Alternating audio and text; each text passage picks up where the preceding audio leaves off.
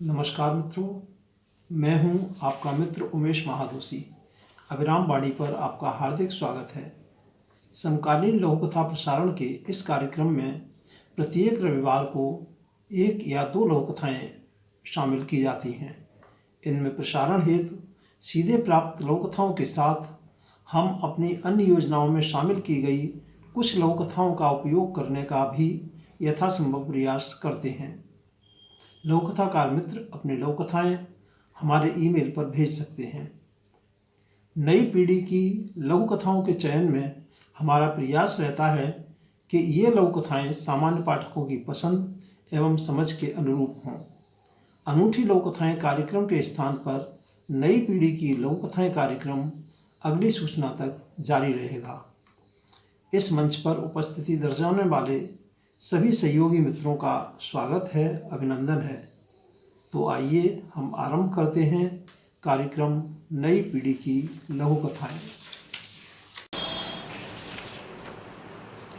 आज की प्रस्तुति में शामिल है नई पीढ़ी की एक प्रतिनिधि लघु कथा जिसका शीर्षक है डायरी के कुछ पन्ने। सुश्री सविता मिश्रा अक्षजा जी की इस लघु कथा का वाचन उमेश महादोशी यानी मेरे द्वारा किया जा रहा है। यह लघु कथा द अंडरलाइन पत्रिका के दिसंबर 2022 लघु कथा विशेषांक में शामिल है। तो प्रस्तुत है सुश्री सविता मिश्रा अक्षजा जी की लघु कथा डायरी के कुछ पन्ने। पहला पन्ना। पापा सख्त बीमार हैं।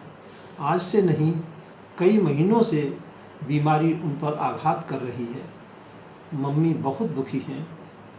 जब तब सुबकने लगती हैं, अक्सर बुदबुदाती हैं, तुम बिन कैसे जीऊँगी, तुमसे ही तो इस घर में मेरा रौब रुतबा है, तुम्हारे बाद मेरा क्या होगा।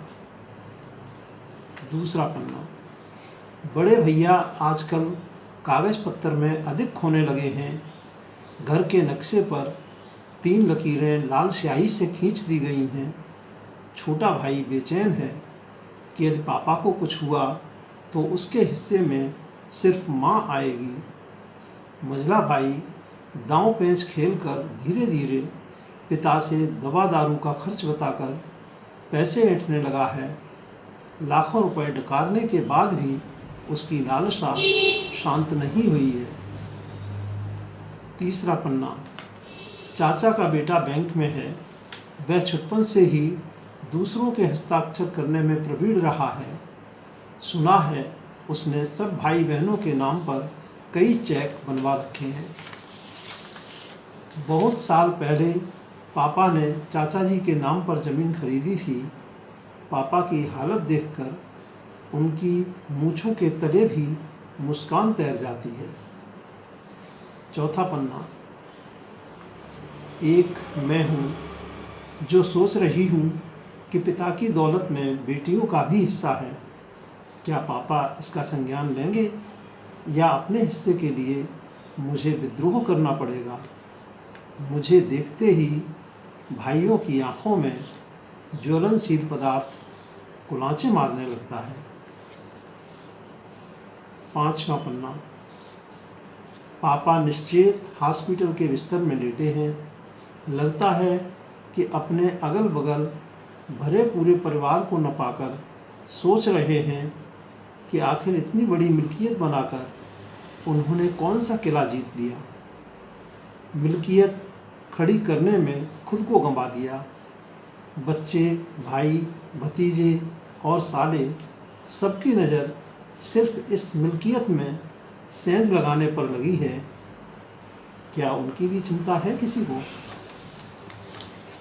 छठा पन्ना। लगता है कि सिर्फ पापा ही बीमार नहीं हैं, सब बीमार हैं। सबको कोई न कोई दवा चाहिए। क्या झटपट ठीक हो जाने वाली भी कोई दवा है। सुश्री सविता मिश्रा अक्षजा जी की इस लघु कथा डायरी के कुछ पन्ने के साथ हम लेते हैं आपसे विदा। आगामी रविवार को फिर मिलेंगे। नई पीढ़ी की लघु कथाएँ कार्यक्रम की श्रृंखला को आगे बढ़ाने के लिए आप अपनी नियमित योजनाओं में सफल हों, जीवन में भरपूर ऊर्जा और उत्साह से आनंदित रहें। हार्दिक शुभकामनाएं। नमस्कार मित्रों।